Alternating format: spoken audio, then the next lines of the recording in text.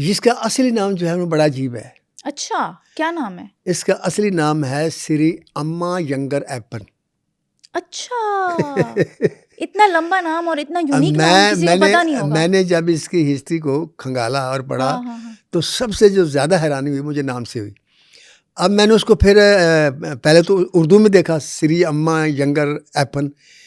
मैंने कहा फिर इसका इंग्लिश वर्जन देखो। हाँ। इंग्लिश वर्जन देखा जी। तो फिर भी वही आया, श्री अम्मा यंगर एप्पन। एप्पन।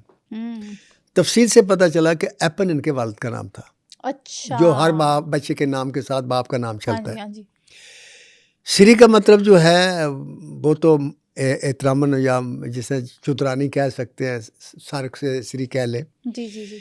ये अम्मा यंगर जो है ना, इसका मतलब मुझे नहीं पता चला और ना मुझे कोई बता सका, क्योंकि ये तमिल लफ्ज़ है।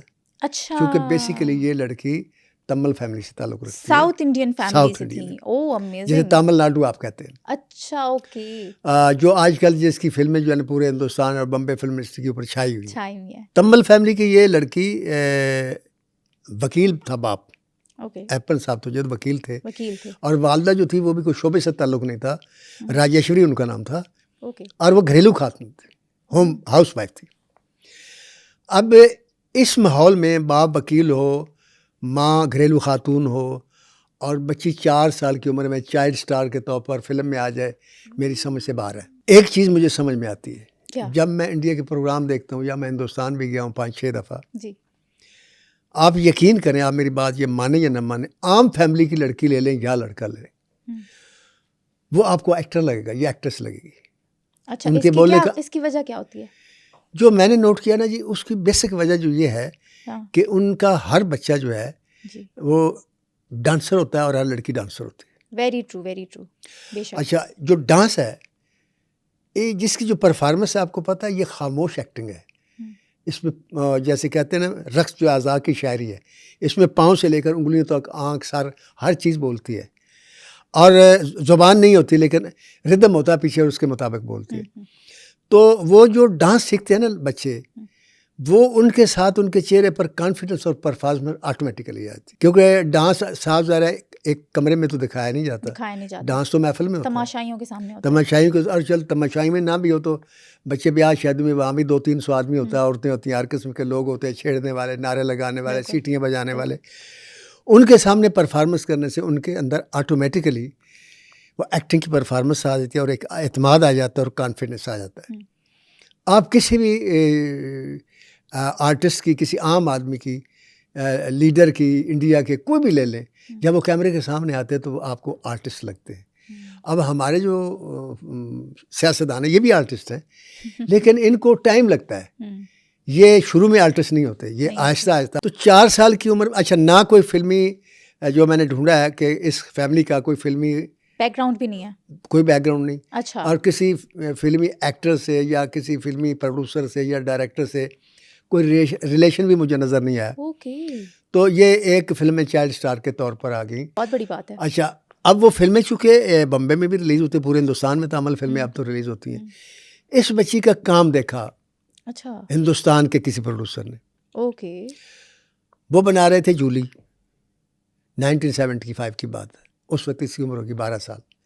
तो इसको उसमें एक किरदार के लिए, सानवी किरदार के लिए कास्ट कर लिया गया। वो भी एक्चुअली आप यूँ से चाइल्ड स्टार में ही आता है, लेकिन जैसे यंगर सी लड़की होती है। तो उसमें भी इसकी परफॉर्मेंस कुछ ऐसे नक्श छोड़ गई कि वो लोगों के जहनों पर आहिस्ता आहिस्ता छाती गई। एक होता है ना, करंट होता है, इस लड़की में करंट था।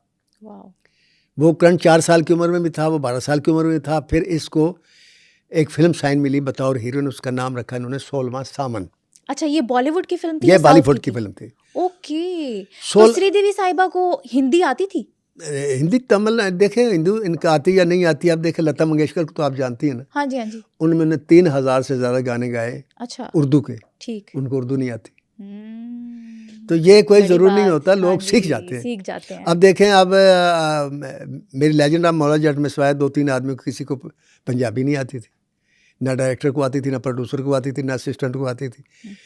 तो सीख के बोल जाते हैं लगे। तो इसने सीख ली होगी हिंदी, लेकिन 16वां साल फिल्म जो इसने बड़ी उम्मीदें लगाई थी कि मैं हीरोइन बन जाऊंगी, लोग फिल्में सुपर हिट होती हैं, वो सुपर फ्लॉप हुई ओह, और इतनी सुपर फ्लॉप हुई कि ये बम्बे से वापस चली गई साउथ इंडिया, तमिलनाडु में। ओहो, इसने कहा मेरे लिए ये इंडस्ट्री सही नहीं है, मैं यहीं ठीक हूँ। डिसहार्ट हो गई। तो हाँ जी, तो इसने वहाँ फिर फिल्मों में काम करना शुरू किया और इसने 4 ज़ुबानों की फिल्मों में काम किया। अच्छा, तमिलनाडु में काम किया, मलयालम में काम किया, हिंदी फिल्मों में काम किया, कंटर फिल्मों में काम किया। ओके, तो इसने वहाँ अपने वो पैर जमा लिए, लेकिन बम्बे फिल्म इंडस्ट्री इसकी परफॉर्मेंस को नहीं भूली। वो करंट जो था, वो फिल्म तो फ्लॉप हो गई। ऐसे मैंने एक्टर देखे हैं कि उनकी पहली फिल्म आई है, फिल्म डेड फ्लॉप हो गई है, लेकिन उनकी परफॉर्मेंस जो था वो लोगों को छू गई और लोगों ने फिर उनको फिल्म में कास्ट किया और उनका सफ़र फिर से जारी हो गया। क्या बात है, क्या बात है। 1983 में आकर, उस वक्त इनकी उम्र 20 साल थी, अच्छा, फिर एक फिल्म शुरू हुई इंडिया में और उसके लिए श्रीदेवी का इंतखाब किया गया। उस फिल्म का नाम था हिम्मत वाला। वाह वाह वाह वाह वाह, वो फिल्म सुपर डुपर हिट हुई और रातों रात सुपरस्टार हो गई, जिसका नाम था श्रीदेवी। क्या बात है।